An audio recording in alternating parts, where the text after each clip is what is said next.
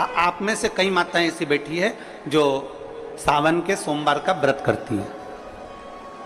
कौन कौन ने करा था सावन के सोमवार का व्रत? हमने भी करा था, तो हम भी उठाए। ठीक है, आप लोगों ने व्रत किया ना।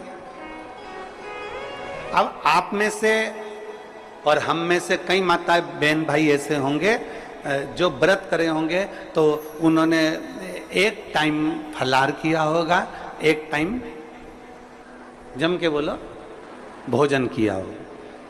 आप में से कई लोग ऐसे होंगे जिन्होंने एक टाइम फलाहार करा तो दूसरे समय पर भी फलाहार किया होगा।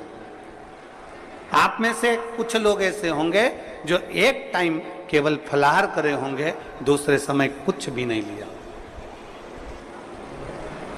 बोलो बोलो, सही है कि गलत है?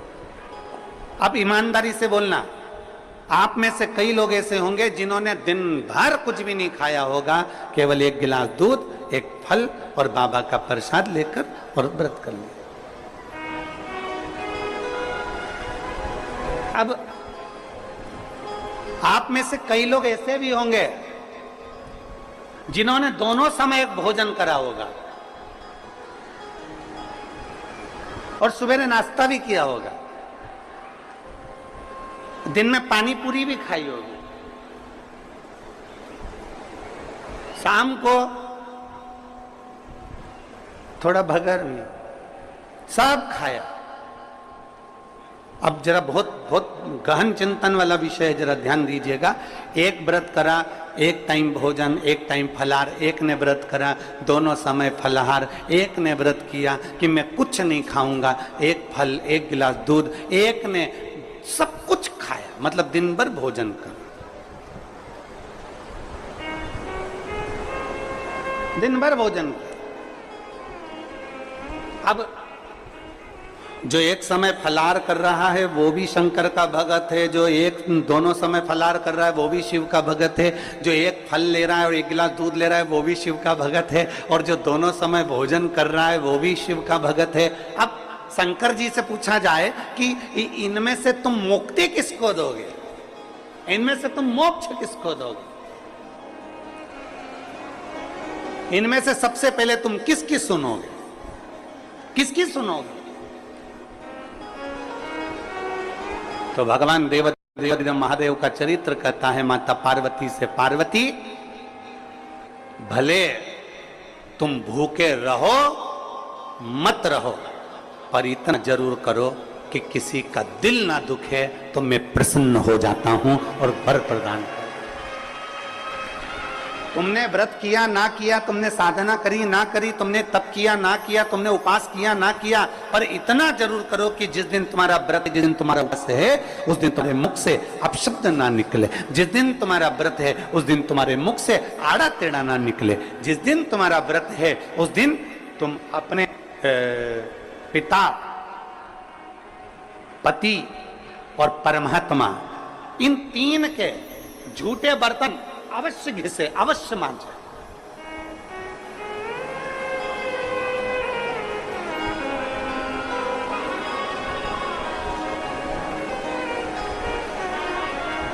घर के सारे बर्तन, बर्तन मांजने वाली कोई आए वो मांजे, मना नहीं है, पर 3 बर्तन अपने को खुद मांजना चाहिए।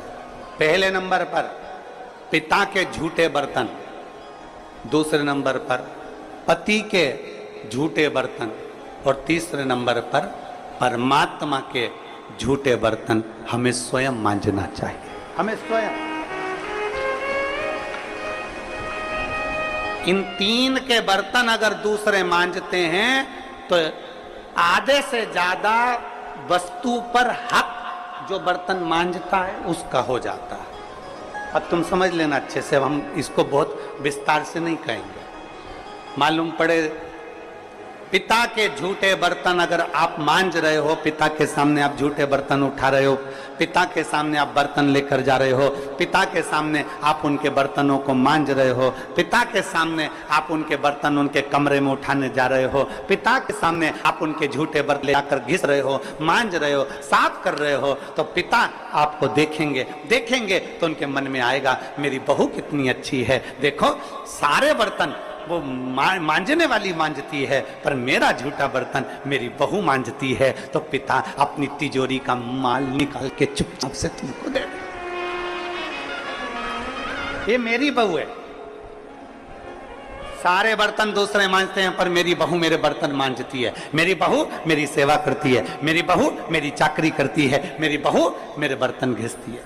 दूसरे नंबर पर पति, पति के बर्तन, पति ने जिस बर्तन में भोजन किया है उसका बर्तन बर्तन मांजने वाला नहीं, उसके बर्तन पत्नी को मांजना चाहिए। और अगर पति के झूठे बर्तन कोई दूसरा मांजने लगता है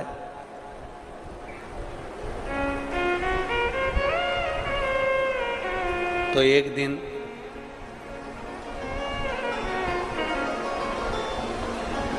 सेठानी नौकरानी और नौकरानी सेठानी हो जाती है। वर्षा नहीं, बहुत सावधानी, बहुत सावधान।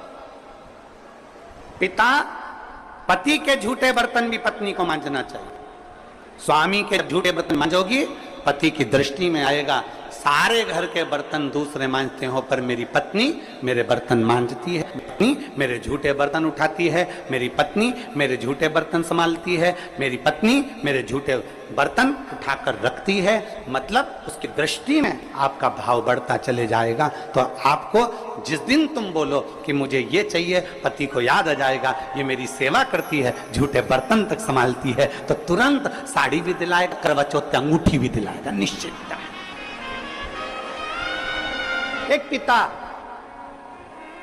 एक पति, और तीसरे नंबर पर बोलो, सब बोलो जम के जरा, परमात्मा।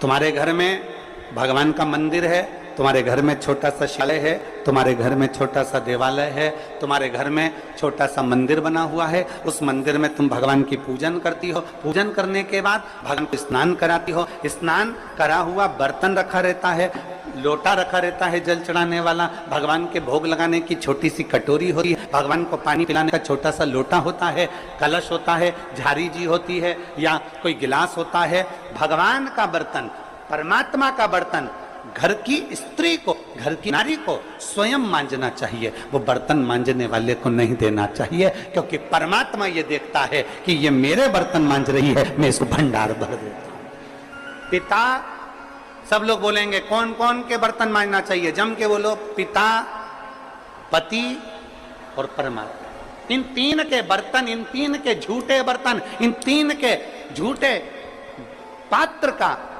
घिसना, झूठे बर्तन को मांजना श्रेष्ठ। पिता, पति और परमात्मा।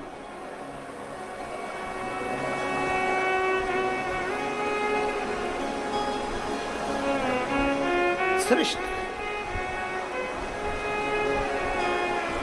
एक विश्वास अपने भीतर जागृत करिए, और जिस दिन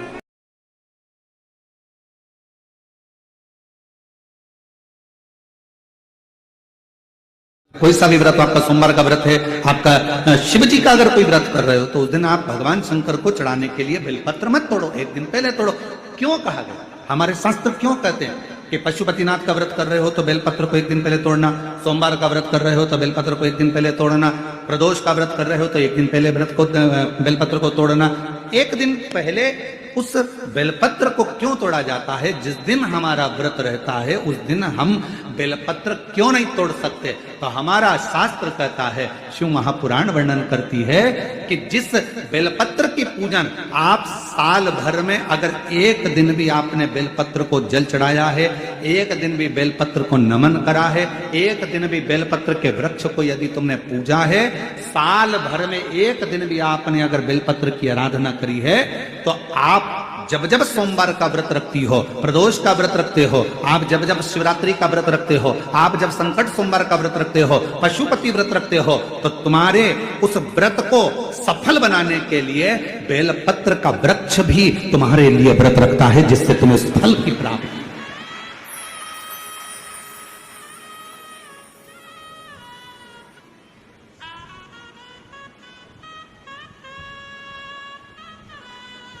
कथा सुनने आ रहे हो?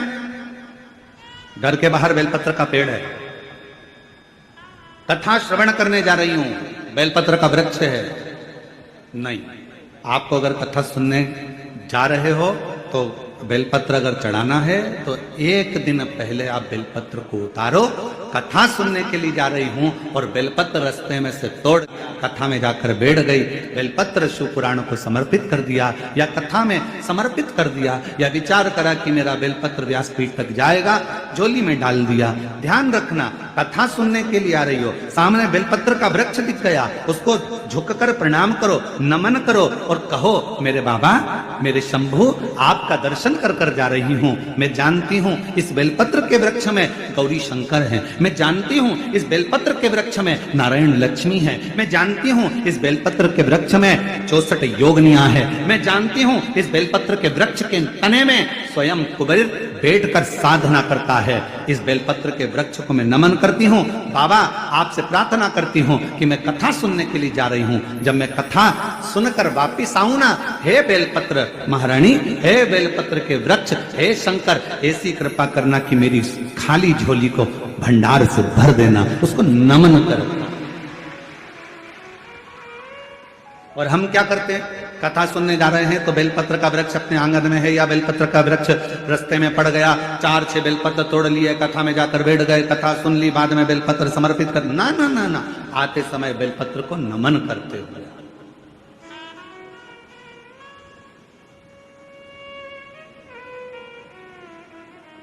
प्रणाम करते हुए, विनय करते हुए। और मैंने तेरे ही भरोसे बाबा, तेरे ही भरोसे हवा बिच उड़ती जाऊंगी, बाबा डोर हर तो छड़ीना में कटी जाऊंगी, बोले मैं तेरी पत्नी शंभु, मैं तेरी पतंग हवा बिच उड़ती जाऊंगी, बाबा डोर हटो छड़ीना में कटी जाऊंगी, बोले मैं तेरी। आप उसको नमन करिए। कई लोग कहते हैं गुरुजी हमने पशुपतिनाथ का व्रत किया, हमने 16 सोमवार करे, हमने सोमवार का व्रत करा, हमने प्रदोष करी, हमने बाबा की सोमवारी का व्रत करा, मेरा बाबा मेरा सुनता क्यों नहीं है? हम गलती कर दिए। हम जिस दिन हमारा व्रत था उस दिन हमने बेलपत्र को तोड़ लिया, उतार लिया, हम भूल गए। हम सबसे कहेंगे, अगर YouTube पर हमारी पूर्व की कथा डली हो, एक पुष्प शिव महापुराण की कथा, त्रिपुंड शिव महापुराण की कथा, बेलपत्र शिव महापुराण की कथा, जब पुरानी जो YouTube पर हमारे YouTube पर अगर डली हो तो वो कथा को आप निकालना, उसको एकांत में बैठकर थोड़ा सा श्रवण करना कि पुष्प का महत्व क्या है। कौन सा फूल जमीन पर गिरा हुआ भी शंकर को स्वीकार होता है,